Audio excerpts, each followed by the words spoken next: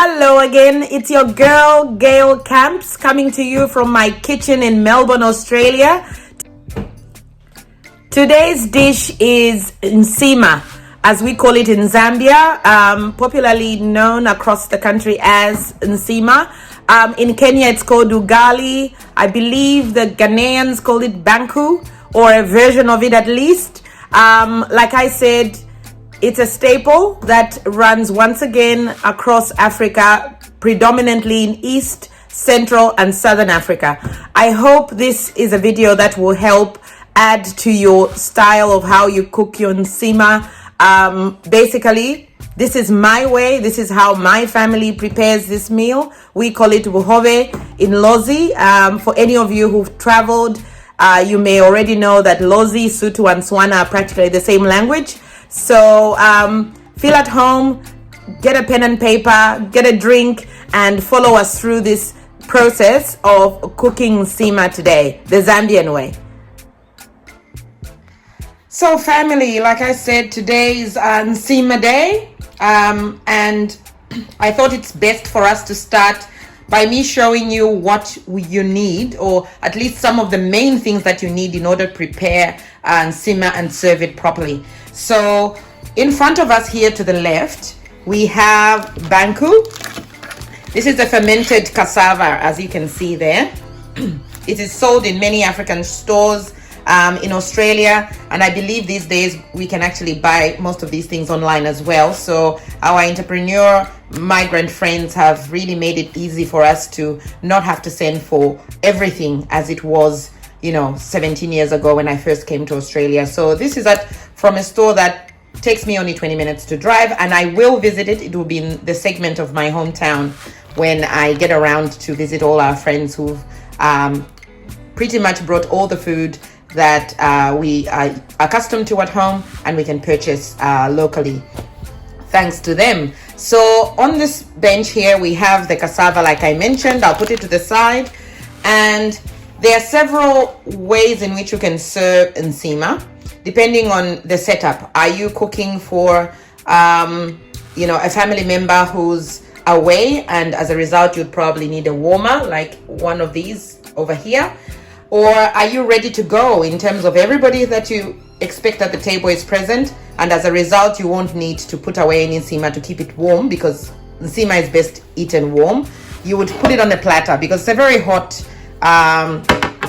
starch that is served pretty much ready to go once it's out of the pot. So it'll make sense later when I'm done preparing. But this is a mela plate. It could be a breakable ceramic plate, any form, anything that just allows for the Nsima to be served well, but also to be able to cool down, so not everybody bends their fingers when they're trying to get a lump of Nsima.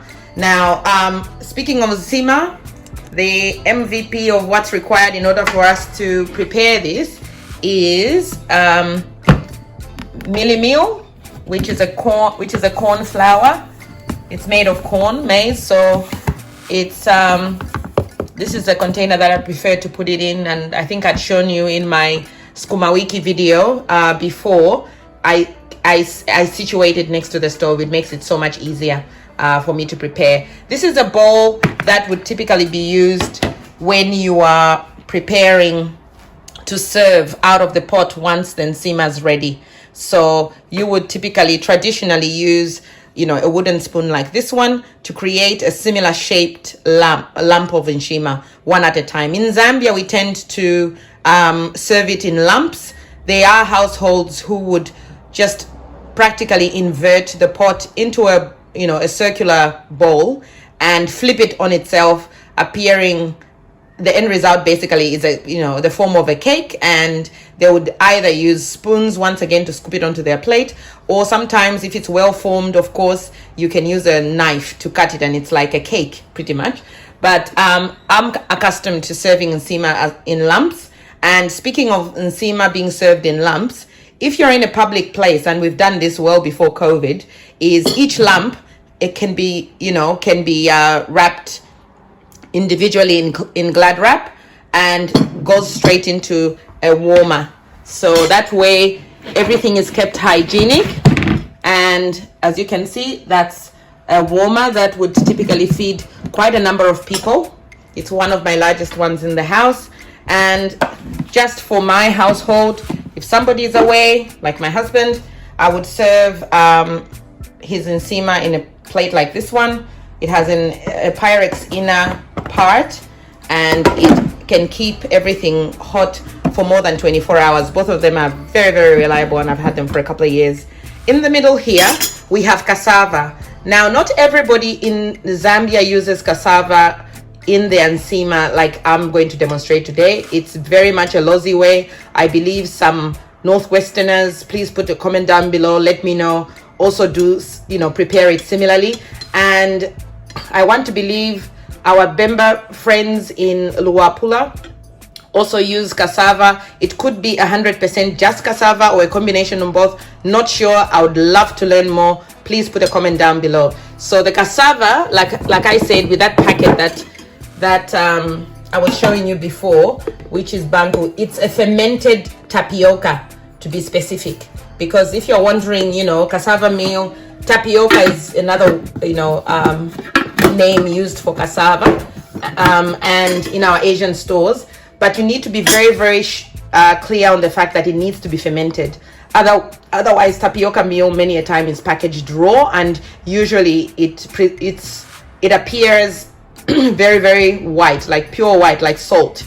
Very, very white, and you would know that automatically. You would know it's not fermented, so it would not, give you the aromas that you would enjoy the Nsima the way I'm going to demonstrate today. So just make sure your ingredients are correct. And like I said, if you live in Melbourne or any part of the country for that matter, usually you can buy this fermented Banku meal, which is packaged in Western African countries quite easily, and some stores can sell online. So like I said, we'll visit one of these days very soon to show you the many stores that our migrant friends have set up in Melbourne. So another wooden spoon. This one does all the work to make sure that our hardened porridge, lack of a better term, gets through the whole process of being cooked and is a fine paste, as opposed to if you don't actually do a good job, you're going to have lumps in there, and there's nothing worse. So basically, that's our wooden spoon, and in Lozi we call it lusokwani. And then that one, the spatula here, we call it.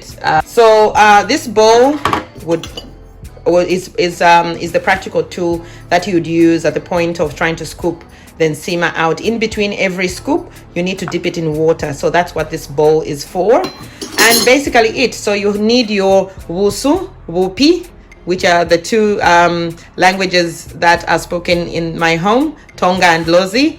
Cassava over there, which is our tapioca, like I had explained before.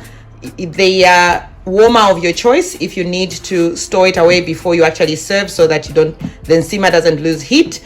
If you are looking at catering outdoors with other people, being able to be served in a hygienic fashion, I would put each lamp in glad wrap or cellophane, however you call it in your respective country, and a spatula of choice, and the plate there that's ready to go when you need to serve your family. So basically, folks, this is all that you need to prepare your Nsima, and we'll move on to the next step. I just thought before we proceed into cooking, I wanted to also make a special mention that this episode is dedicated to my late grandmother, who had such an immense impact on whom I am today, what sort of mom, wife, friend I am to everyone. I loved all the times that I spent with my grandmother, and a lot of them were surrounded by food preparation, and all the stories that surround what we need and how to share, and the mannerisms and the traditions around food were passed down with oral history from my grandmother. So I must make a special mention to Mrs. Maimbolo Asasa, who was my lovely grandmother, who lives within my heart and continues to influence everything that I do. So that I just thought I should mention that. Thanks. Okay, so here we are, ready with the pot, slowly warming up. I have two different ways in which I could possibly explain how to start out the porridge stage of the Nsima preparation. First of all, some people like to, instead of having water in a pot, and it's probably a quicker way to get the porridge going, is to use hot water from a kettle. First of all, you'd scoop out, let's say 2 scoops of the measurement I've got here of a scoop in a big pot, I would say. Add a bit of water just to fully mix the Nsima flour, or rather mealie meal, with just plain cold water. Once it's fully dissolved in there without it being too watery, you then apply the hot water and you get your porridge going. So you have to have a continual stirring process, which I'll show, until it appears like it's settled a bit and the porridge gets started. So most people around the world know how to prepare porridge, so I think this stage is quite self-explanatory, but I'll demonstrate the way I do it. I always keep an eye on the water, something that you just learn as you go along when you've done it enough times in your life. You learn to see the little bubbles at the base of the pot that just show a certain temperature. If I was very precise, I would grab a thermometer and put it in, and perhaps if you have any guesswork that you want to throw out there, please put a comment down below. But I just go by seeing little bubbles at the base of my pot, and I know that's the right time to start adding the mealie meal straight into the pot directly. So I'll demonstrate that because that's how I do it. You might sometimes find that the mealie meal comes in varied consistencies. Some of them are finer, some of them are coarser, and because they come in different consistencies, you'll find that the result of trying to prepare your Nsima will vary. So simply meaning the finer mealie meal requires a little bit more Nsima to get it to the texture that you want at that point when you're trying to thicken it up beyond the point of the porridge being cooked. Or you might need less if it's coarse, a coarse type of mealie meal. So it's just something to look out for when you are shopping. Sometimes the mealie meal is sold in opaque containers, so as a result you can't really tell up until you get home. So like this Iwisa pack I've got here, Iwisa is packaged in South Africa, and it's sold once again at our lovely stores in the neighborhood.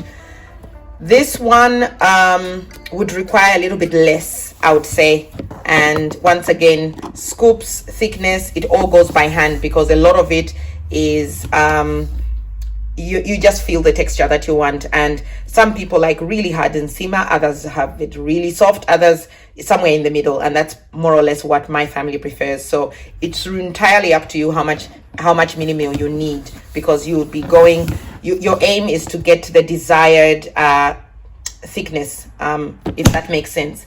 But without any further ado, let me go ahead and start preparing the porridge, and in Lozi we call it kuzubelela. So I'll do that right now.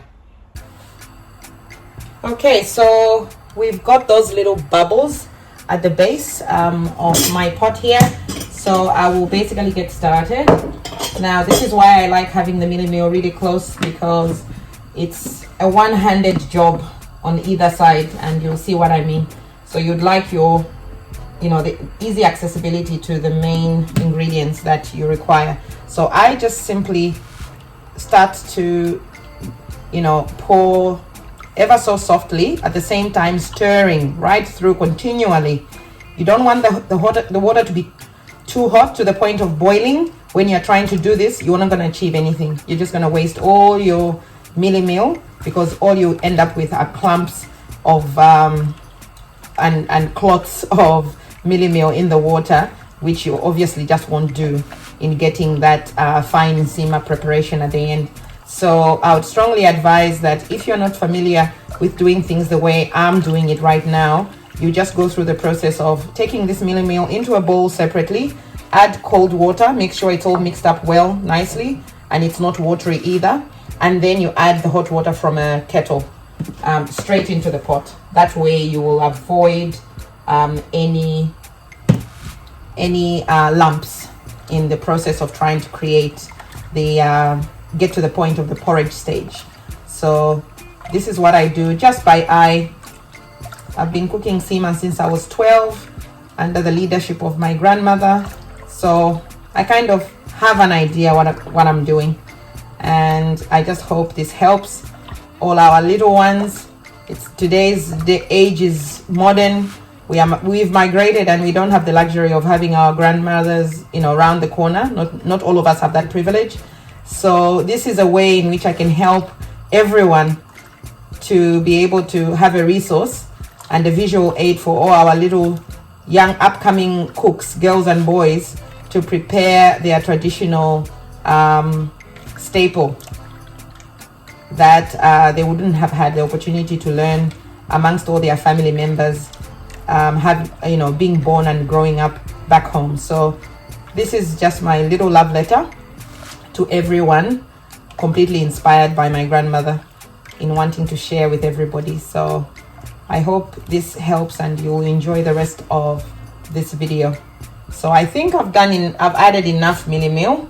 All I need to do now is just wait to get that all mixed up nicely and the heat to come up and for the porridge to take, if that makes sense. So this is where we're at. We're just needing to, it's a bit of a slow process, but it comes through quickly, and that's why the kettle way that I was speaking of before is probably the quicker way to get to the porridge stage. But you know what, I'm just so used to doing it the way I'm doing it right now. I'll just simply edit out all that waiting time and show you when it's all taken through, and we'll achieve the porridge stage very, very soon. And that takes about I would say maybe 20 minutes at the very least of the porridge getting cooked. I would say 20 to 30 minutes. And then the next stage after that would be to now start slowly adding more milli meal, so that now you thicken it to get to the point of being able to either scoop it out like some people do, like I said, as a whole into a bowl, and then flip it on itself like an upside down cake and serve to the family, or like I do it with, which is serving lumps, and that is a different stage. So your family just need to sort of like decide as to how thick you'd like your nsima, very soft, medium, and extra hard, in my opinion. Some people like it that way, so it's entirely up to you. There's no right way. This is just my way, which is my family recipe that I'm sharing with you today. So the porridge is coming up slowly. This is basically what I'll do: reduce the temperature to medium and let it, kakata for at least 20 to 30 minutes, and then we'll now start adding slowly more and more milli meal, so that we get it to the thickness that my family likes it at, and then simmer it again. And once that stage has been reached, then we'll take it off the stove and add our Banku meal, which is the fermented cassava, bupiwa mwanja as we call it in Lozi. So that's it, folks. That's stage 2. Okay, so the kukakata that I was speaking of, which is the boiling stage of the porridge, is happening now. So I'll just ever so carefully open that pot for you, just to show you the wonderful effect of the porridge stage in progress. So that's kukakata, which is just the boiling of the porridge. So having a transparent lid helps, because you can have an idea of how well or not well your porridge is eventuating. So it's probably handy if you can have a transparent lid for a dish like this one. It actually goes a long way in aiding you to monitor your pot. Now on this side, I thought I should just demonstrate with a little bit of milli meal in this little pot, to just show you what I meant in terms of being able to have the alternative way of creating the porridge, which is number one, faster, number two, safe for inexperienced Nsima makers, or at the same time for the inexperienced person, complete beginner. This is the highly recommended way in which I would show you how to create Buhobe, which is Nsima. So what I'll do is I'll just take a scoop of mini meal like this, add it into the pot like that, and then all you need to do is just get a jug of water. This is cold tap water, and all you need to do is just mix it together. You don't need a whole lot of water. It's best to just add a bit at a time, and it looks like we actually have just what we need, actually. Nicely dissolved in with the water, no lumps, no pockets of air. That pockets of air is what you're trying to get rid of, because that's where the lumps form. So once you're done with this stage, you'd have your, if you've got a gas stove, it's quick to light up.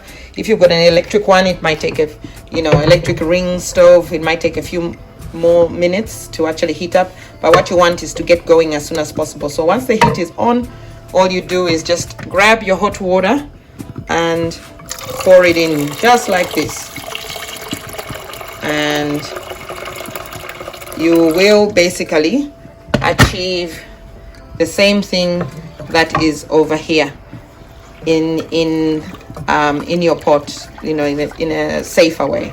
So this is like a foolproof way of preparing the porridge stage of your Nsima, if that makes sense. So what would have happened here is I'd probably have taken, this is just to demonstrate what I mean, I would have taken maybe a lump and a half for this size pot, which is about 3/4 this one, 1.5 scoops, but I only took less than 1 scoop just to demonstrate. So I would have done that and then filled the water all the way up to somewhere there, just where it's safe for it to kakata, boil without having to spill over.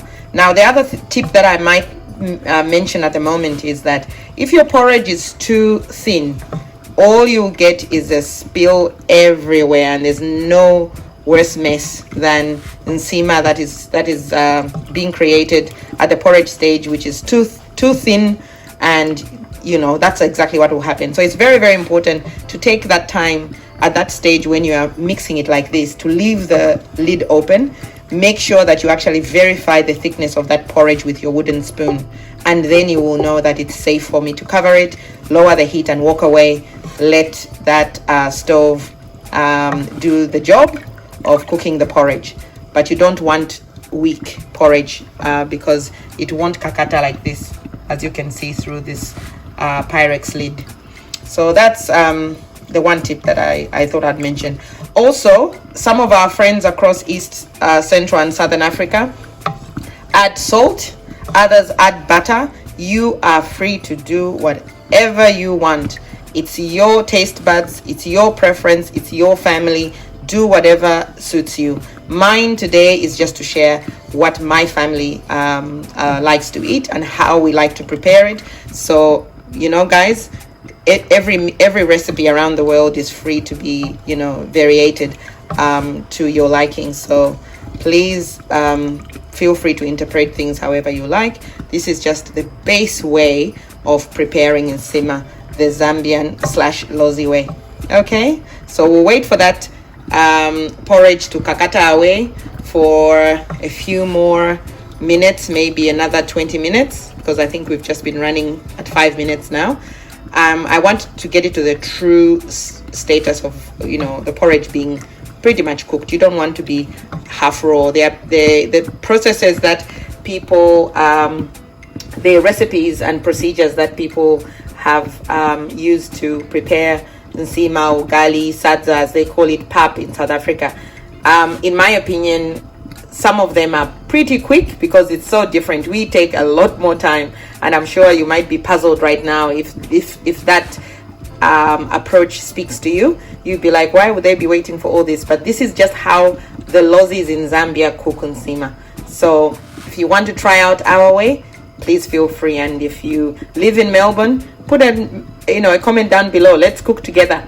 I'm more than happy to have practical lessons with people when it suits. So this is an opportunity to share the most eaten cornstarch nsima that is eaten across all our regions of Africa. So I hope you enjoy this, and I hope this helps. And please press the like button, subscribe, share this video. Honestly, this is the only way that we can bring Africa to the world, one dish at a time. So I hope this is something that you will like, and you will stay tuned to see all the other dishes that are to follow. So thanks, folks. We'll tune back in 20 minutes so that we can get to the next stage of now thickening the nsima before we can serve it thereafter. Hello. So now we're at the stage where the porridge has really gotten to the stage where the porridge is cooked. This is 30 minutes later, and you'll notice that I've moved the pot from the back to the front, because now I'm attending to it. I don't have to cause any strain on my back or my shoulders trying to reach forward at the point of trying to now create some form of a pudding. I think the Italians call it polenta. The similar way in which you prepare polenta is very similar to nsima. Different, but similar. So you have to use your wooden spoon, and slowly as you add the meal in, you'll be using this spoon to go against the side of the pot in a continuous motion of mixing and making sure that you don't leave any lumps behind. So you want it to be a very nice and fine paste to the thickness of your choice, and you will go ahead and then serve it thereafter. But this is the point at which now the nsima has reached stage 3. So now we're going to go ahead. So 30 minutes later, we're now adding the meal. So I've spoken about the pot coming forward. The pot being in the back, number one, the bigger plate for me is for my hob here is at the back or in the middle. All the other ones are small to medium in size. So for this pot to get the most heat, I like to start it there. Secondly, the other reason that I have it in the back is also for safety. Having children around, if at any given time, if they are so quick at times, it's probably better for you to have a pot that's boiling away unattended for periods of time to be at the back of the stove, so that it's at least they have the least chance of being in danger. So you constantly have to look out for them, of course, but it just gives you that extra level of safety. So enough of safety talk. Housekeeping to do with nsima. Let's enjoy now. So we've moved to this next stage. So we remove the lid as like so. Put it in the sink. I prefer to do that because it's quite hot. This is a really good pot. The lid holder and these sides, I don't have to use mittens. They don't heat up at all. So that's a really good thing. But in situations where your pots are not as solid as the one that I'm using in this demonstration, definitely, once again, back to safety, use your mitten. Hold on to your pot because you must, and you'll be able to achieve the texture of the nsima that you want with safety always at the forefront of your mind. So I get a scoop of meal again, like so. Add it, trying to distribute it evenly across, and stage by stage I will start the mixing process. So here we are. Because the porridge thickness was correct, even the process of slowly trying to get the texture now to the next level once again helps you not end up with lumps.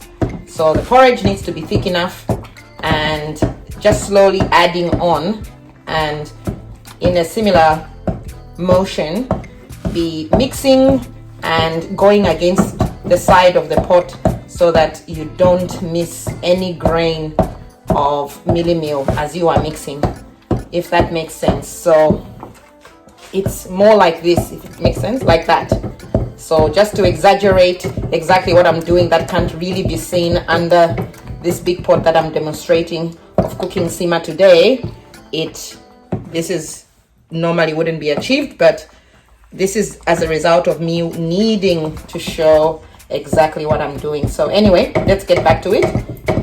We will continually do this until we get to the stage of thickness that we are after.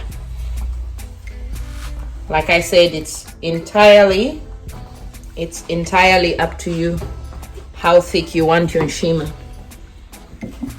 So I'll add a bit more because it hasn't reached the texture that my family would like, and I'll keep going.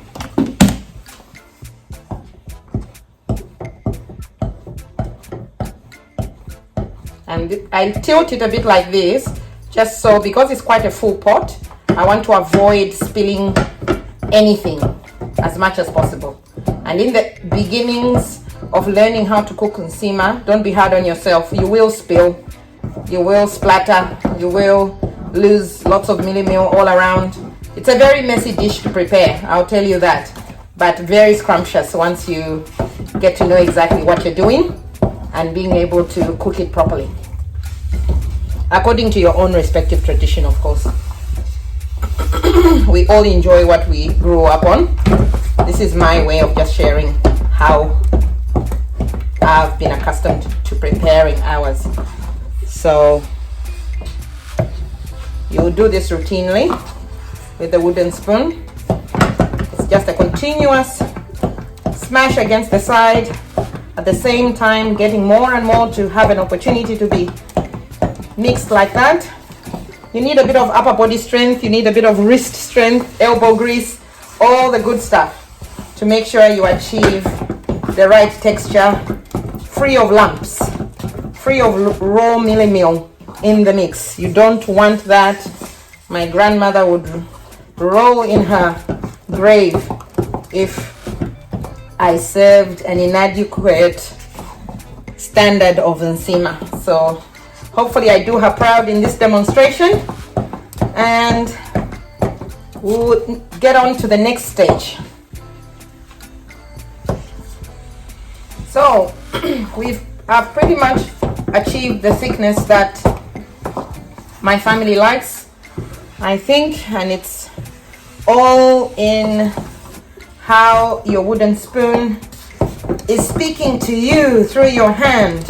You can tell that, okay, now I've got the thickness that I'm looking for. Now, some tribes across the continent may serve their local nsima at this stage.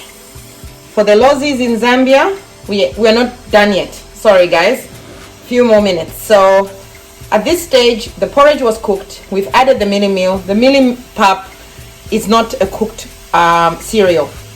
So once again, all this heat needs to go through this thickened stage of the porridge, which is now nsima, and needs to be covered for a minimum of 15 minutes at a low temperature. I would say 15 to 20. So for us, nsima can take at least an hour to prepare to the point of actually being served, because there's about 20 minutes for the porridge to be cooked and another half an hour for this to be simmered. So this simmering stage, we don't miss on this, and you get to a point where you are so much of a professor of your own recipe that you can tell when nsima hasn't simmered, because you can taste the raw mealy meal in the nsima. So for some of us, the nsima process is done at this stage, but not for me. So I cover the lid back on, lower the temperature down, and leave it for 30 minutes. So a minimum of 20 would be fine, but 30 minutes if you're not in a hurry like I am today. So I'll leave it for 30 minutes, come back, mix again, and then we're going to add our Banku flour, which is Wupiwa Mwanja in Lozi. Okay? Okay, so simmering has come to an end. That's the end of stage 3. So now we've got these little bits of our edges of our cake of nsima, as it were. So it's been simmering for 30 minutes on very, very low heat to make sure that that mealy pap gets fully cooked. And at this stage now, I'll mix it a bit more and take it off the heat, and then add the banku, which is the cassava, fermented cassava meal. So banku from Ghana is the word that they use for this meal. In Lozi we call it wopiwamanja. So you never do that, all that mixing with the cassava when it's still on the heat. What happens if you do, it'll get rubbery. So when you actually get to the point of having your lumps of nsima onto a plate, when you go to eat, you will find that it's very bouncy. And some people actually like it like that. I was taught a different way, and that's how I prefer it. I prefer my nsima to be a lovely firm paste that's not rubbery around my mouth when I'm trying to eat and swallow it. It almost feels like to me, it almost feels like you're eating something artificial. So let's go for the next stage. At this point, I'll switch the heat off completely, just making sure that we have room to mix in our cassava, because when it's simmering, it almost solidifies and becomes like a pudding of some sort. So anyway, we've got our wooden spoon through there, making sure everything is evenly mixed together, and the paste looks like it's doing all the right things in terms of the way it appears. This aroma, the smell is fantastic. It speaks to me, which is to say I'm fully cooked now, and now we can come off the stove and go onto the island and now add the banku meal. So I'll just move this across to the other side. So you can see now the heat, it's off the heat now.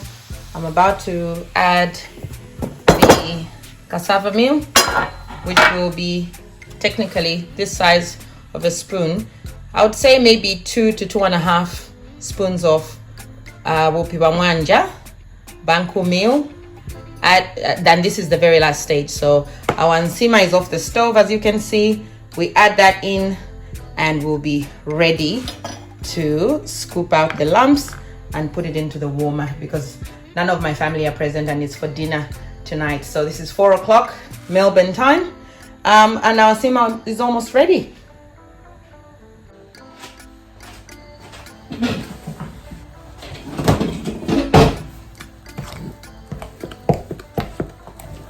So we mix it like so, and then I'll add 1 spoon, always spreading it around. Don't just go into one heap and just put it there. It just makes it that much more difficult to mix it in. So I'll do 1 spoon at a time. Mix that through first, and be aware the cassava meal, the fermented cassava meal I'm mixing in now, is very fine, so it could very easily spill everywhere, in your face, in your hair, if you're not careful. So it's almost the density of talcum powder, if that makes sense. So you want to be as careful as you can. And I think we could do with just half a spoon.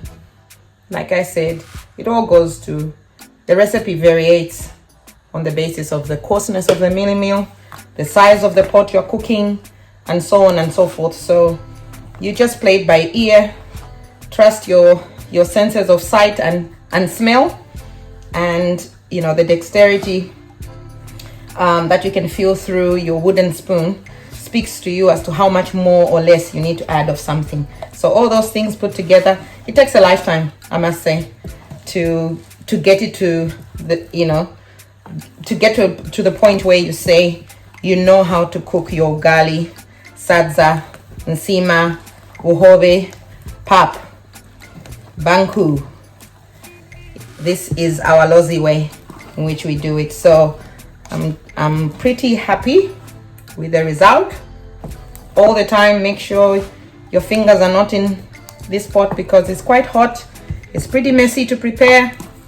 Just brace yourself if you are learning how to do this, to not be too hard on yourself. Start on with a small pot, and once you are more proficient, you'll be able to increase the size of the size of pots that you'll be able to cook. Now, you see that I've just, from the water, the spoon was dipped in water, scoop the nsima like that, and into the warmer it goes. And it's a nice little neat lump, and you basically just go through the whole pot, going around and slowly filling it up as you go. So this is how I prefer to serve the family. I'll turn it around and I'll just keep on going. So I'll just, so for the sake of this video not being too long, I'll edit this, you know, the whole process and show you towards the end. So this particular warmer would fill up with 2 pots of this size full, so it won't be to the brim, but I chose to just make this the demonstration nsima container only because, without further ado, I'll continue to bring out the lumps and then I'll come back and show you the end result of the lump distribution being complete.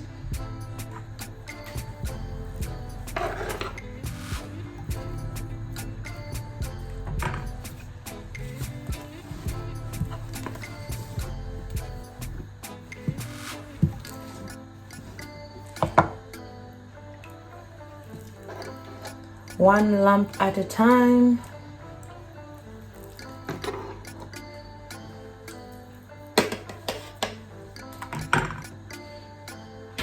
One lump at a time.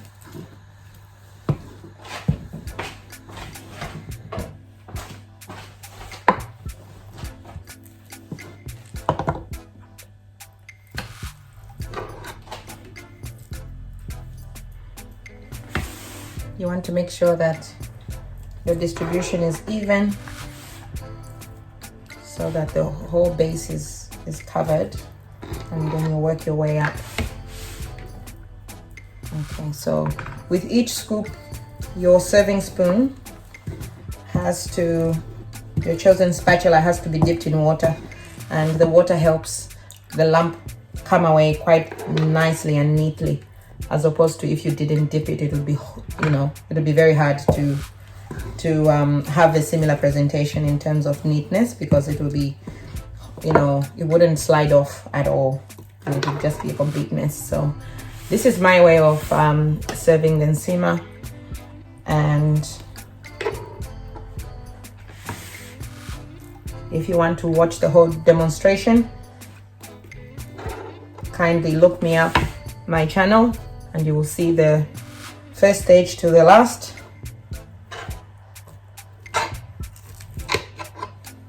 And this is the Lozi way in Zambia of preparing nsima. So that's pretty much the end of this process of preparing nsima. And another tip is with these warmers, if you boil some water in the kettle, add it to the empty warmer, close it up just before you're about to add the cassava so that it heats up. Tip the water out, dry it, and then start applying. It just, in my opinion, extends the life of the heat preservation in this warmer, as opposed to if you didn't do it. I think you get a few more hours, even more. But to be quite honest, this warmer has, you know, served me so well for more than 15 years, and it's never disappointed me. I can cook in the morning and the following day it's still steaming hot. So it's a really good quality one. I'm sure your local stores have something similar.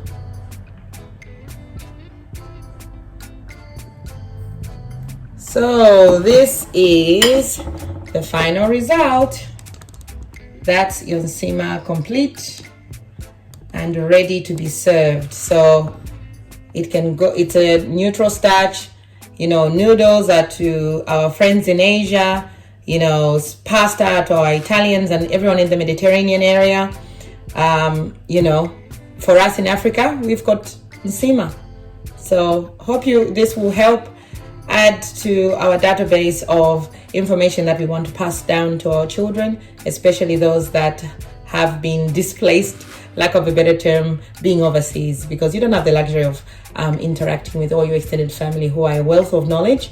But this is my way of helping bridge the gap of having as much information as we can when it comes to our African recipes.